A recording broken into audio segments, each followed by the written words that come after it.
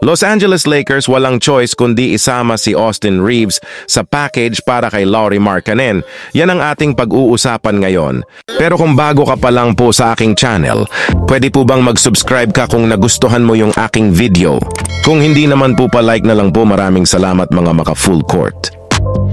Ang Los Angeles Lakers ay nagkaroon ng isang tahimik na off-season, ngunit mayroon pa ring Austin Reaves at iba pang mga asset upang ipagpalit kung interesado silang makahanap ng ikatlong bituin na ipares kina LeBron James at Anthony Davis.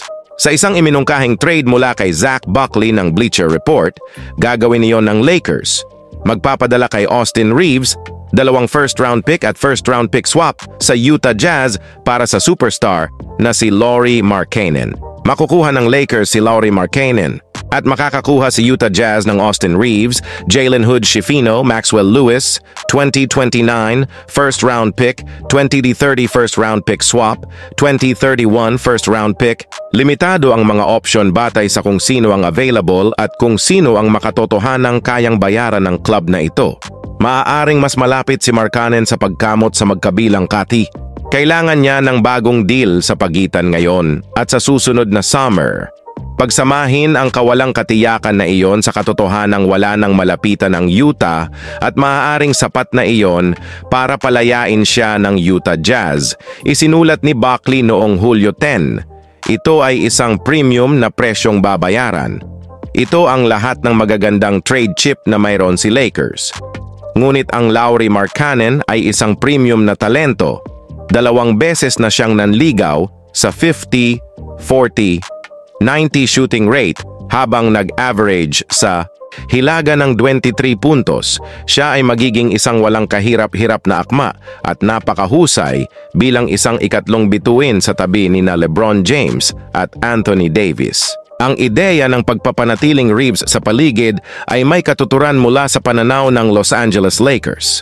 Siya ay 27 taong gulang lamang at nagpakita ng kakayahang maging isang mas mataas na average na manlalaro sa isang koponan na naghahanap ng isang kampeonato. Bagamat hindi siya maaaring maging pangalawa o pangatlong option tulad ni Markkanen, nag-average pa rin siya ng 15.9 points, 4.3 rebounds at 5.5 assists noong nakaraang season. Ang Lakers ay hindi lamang dapat ipagpalit sa kanya para sa isang mas lumang manlalaro na maaaring hindi ang nawawalang piraso, ngunit ang paglipat sa kanya para sa Markkanen ay maaaring isa sa mga sitwasyon kung saan ito ay isang magandang ideya na gawin ito. Si Lauri Markkanen na naging 27 taong gulang noong Mayo ay magbibigay sa Lakers ng isang mas mahusay na manlalaro na mas matanda lamang ng isang taon. Hindi lamang siya makakatulong sa Lakers sa ngayon, ngunit maaari siyang maging co-star kay Davis kapag nagpasya si James na magretiro. Walang ganong 7-foot forward sa NBA na maaaring mag-shoot ng basketball sa clip na magagawa ni Markkanen. Yang tubong Finland ay bumaril ng 39%, 9% mula sa 3-point range sa 8-0 na pagtatangka bawat laro sa 2023-2024 season. Nag-average siya ng 23.2 points at 8.2 rebounds, matapos mag-average ng 25.6 points at 8.6 rebounds noong season.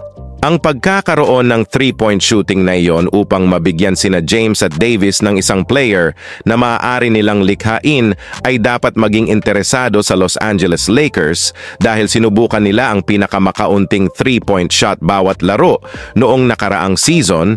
Maaari ring alisin ni Markkanen ang ilang bigat sa 2 bituin ng Lakers dahil napatunayan niya sa Utah Jazz na kaya niyang gumawa ng sarili niyang shot. Naniniwala rin ang isang NBA executive sa fit ayon kay Sean Deveney ng Heavy Sports. Iniulat ni Deveney noong Hulyo 5 na sinabi ng isang executive na si Markkanen ay magiging perpektong akma para sa Lakers. Mayroong ilang mga koponan na kapag tiningnan mo ito, siya ang kanilang magiging pangarap na target. Sabi ng GM, ang Lakers, makakakuha ka ng isang tulad niya kasama si Anthony Davis at perpekto iyon para sa parehong lalaki. So ayun lang ang hatid kong balita sa inyo mga maka-full court. Maraming salamat.